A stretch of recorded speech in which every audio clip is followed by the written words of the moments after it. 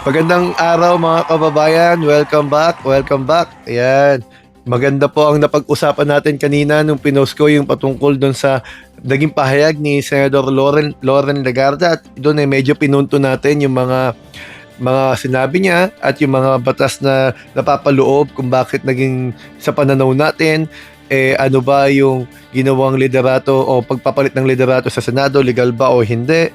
Ngayon naman po ang gusto po natin pag-usapan, meron po kayang posibleng mga kaso na maihain o maiharap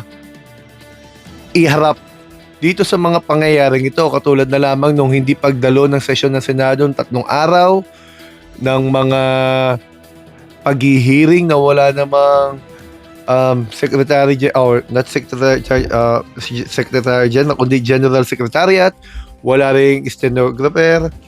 So pag-aralan po natin, ano? Pero bago po yan, sana mag-subscribe po kayo, mag-comment at mag-like. So sa mga nag-like po at nag-comment nung nakaraan, maraming salamat po. At doon din naman sa mga hindi gusto, naririnig dahil sa pagpapaliwanag natin ay lumalabas na hindi nila kursunada yung punto dahil sila ay maka-DDS, tayo po hindi panatiko ng nino man. Tayo po ay kung saan ang tama. Ano? Kung saan ang tama. Ngayon ganito po. Unang-una po, doon sa nangyaring 3 araw na hindi pagdalo o pag-boycott ng grupo nila Alan Cayetano, malaki po ang pananagutan niya bilang isang Senate President that time. Una po, nakalagay po sa konstitusyon natin, hindi po pwedeng mag-adjourn ang isang kapulungan, halimbawa po lower house o kaya naman Senate, Senado o kaya yung mababang kapulungan. Hindi sila pwedeng mag-adjourn ng 3 araw o higit pa nang walang pahintulot ng counterpart nila. Halimbawa po, kung Senado pinag-uusapan natin, hindi sila pwedeng mag-adjourn ng 3 araw o higit pa nang walang approval o wala man lang alam ang lower house o House of Representative. At ganun din naman ang House of Representative. Hindi sila pwedeng hindi pumasok ng 3 araw o mag-adjourn sila ng 3 araw o higit pa nang walang consent ng Senado. Bakit po ganon? Kasi po counterpart po sila, yung ginagawa ng bills ng House of Representatives, after ng nilang mga first reading, second reading, third reading, mga debate nila, kung maipasa man nila doon yan, itatawid yan ngayon sa Senado. Yan po kasi ang proseso. Ganon din naman ang Senado kapag merong Senate bill, dadaan sa proseso at pag natapos at naprubahan, dadalhin sa lower house, magba-bicam sila, bicameral Congress, para magkaroon sila ng pagkakasunduan kung ano mga dapat itama, ano dapat itanggalin, ibawas. At kapag nagkasundo-sundo sila, ipapadala ngayon yung approved bill doon sa opisina ng presidente upang pirmahan o i-veto. Yan ang paraan para maging batas ang isang bill o ma-veto nga o hindi kilalanin o i-reject ng ating presidente. Pero yun ay hindi nagawa o hindi nagagawa dahil 3 araw na hindi pumasok, walang quorum ang grupo ni Cayetano. Kaya nung dumating si Chis Escudero sa pangatlong araw, nagkaroon ng game changer. Pero napaliwanag ko po yan sa iba kong video. Ang gusto ko pong ipaliwanag at ipunto ngayon, may pananagutan ba itong grupo ni Alan Cayetano dahil sa hindi nila pagdalo ng walang notice ng sesyon. Nasa konstitusyon po natin, dapat may session sila weekdays 3 p.m.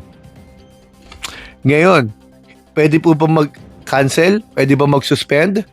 Pwede kung may mga dahilan at dumaan sa proseso. Isa sa mga proseso, ang Senate President ay makikipag-ugnayan sa Majority Floor Leader at ganoon din sa Minority Floor Leader.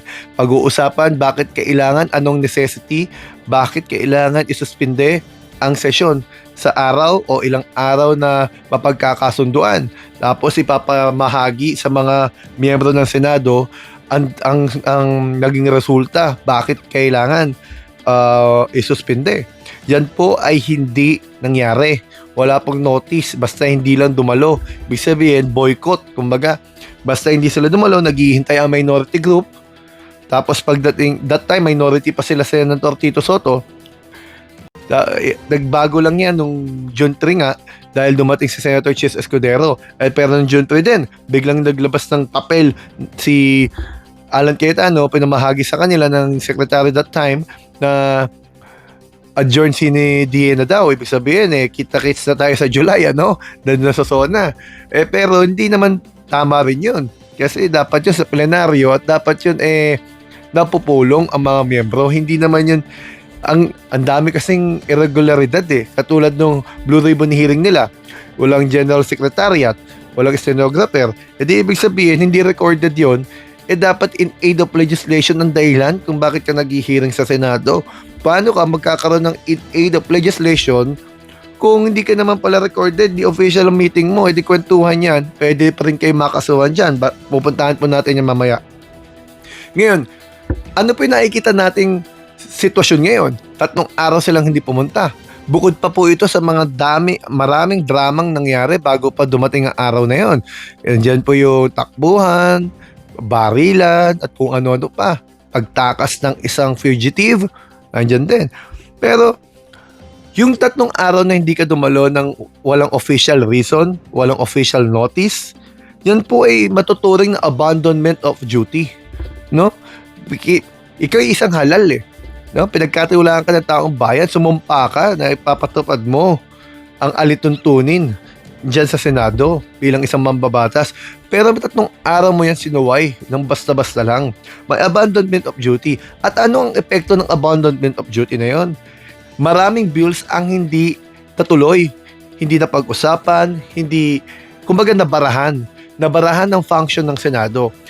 Ganon din, ang House of Representatives, yung mga pinadala sa Senado siguro, malamang sa malamang hindi rin yun na iayos. Magsasona na. Ano ibig sabihin nun? Dahil nabarahan yung function ng Senado, talo ang taong bayan. Dahil nabarahan, naharangan, hindi natuloy, hindi na pagpatuloy yung mga bills na dapat posibleng maging batas o posibleng dapat nasa estado na ng pagiging batas. Katulad na lamang yung promotion ba yun o yung tungkol sa mga generals na kailangan nila sa kanilang retirement matapos ang maraming taon nilang pagtatrabaho. Ang epekto po nun, yung ginawa nilang yon ng abandonment of duty, kung tutuusin po, yan po ay maituturing na sedition. Ang sedition po ay isang paglabag sa batas kung saan kumbaga binabarahan, inaharangan, kinokontra ang function ng gobyerno para pinipigilan, yan siguro mas magandang term, pinipigilan mo ang function ng isang sangay ng gobyerno para ma-implement, para maipatupad, para magawa yung trabaho nila. Sedition. Malaki-laking problema yan.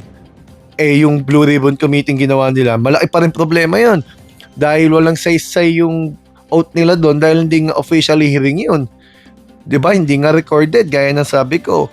Sabi nga ng mga tanyag na mga lawyer at mga grupo ng mga lawyer, kaduda-duda agad, irregularidad agad, walang Secretary General, o Secretariat nila. Ngayon, excuse me. Kung gano'n naman pala, ano nangyari sa Blue Ribbon Committee? Para silang nagkwentuhan doon. Para silang mga nag-usap-usap para lang atakihin ang piling taong gusto nilang atakihin. Na live, Live yan sa kanilang mga Facebook at doon na rin siguro sa media dahil wala naman yan sa official site ng Senate.gov. So lumalabas dyan, wala silang, kumbaga yung tinatawag nilang immunity kasi under oath ka dahil hindi lalabas na dahil kwentuhan lang nangyari, So pwede silang makasuhan ng cyber libel. Kasi ang dami nilang pinaratang dun Di ba? Ganun din yung pati mga nagtatanong, usurpation of authority. Kasi pinipilit nilang sila pa rin ang lehitimong chairman o mayroong karapatan na magpatawag ng committee nang walang approval. Sinabi na nga ng acting Senate President na walang hearing that time. Diba? May usurpation of authority pa. Nadagdagan pa yung kaso. Naisip natin yun. Nadagdagan pa. So, maraming pwedeng ikaso. Kailan ba titigil to? Diba? Kasi nung sa lower house, ginawa rin yan ni Alan Cayetano Kung inyong matatandaan, kinandado pa niya yun at yung mga congressman sa ibang lugar pa nag-meeting at hinalal si dating House Speaker Velasco. Kasi ang usapan doon term sharing sila, 'di ba? Pinakailaman sila ni Digong Duterte, term sharing sila eh. Tapos nung pinagalitan siya ni Digong Duterte, 'di ba, nag-sorry siya. Hindi lang daw niya naintindihan. Tapos ngayon ang punto niya, nangingialam daw ang Malacanang. Teka muna. Nung panahon niyo, si Duterte nagde-decide na nag-term sharing kayo ah.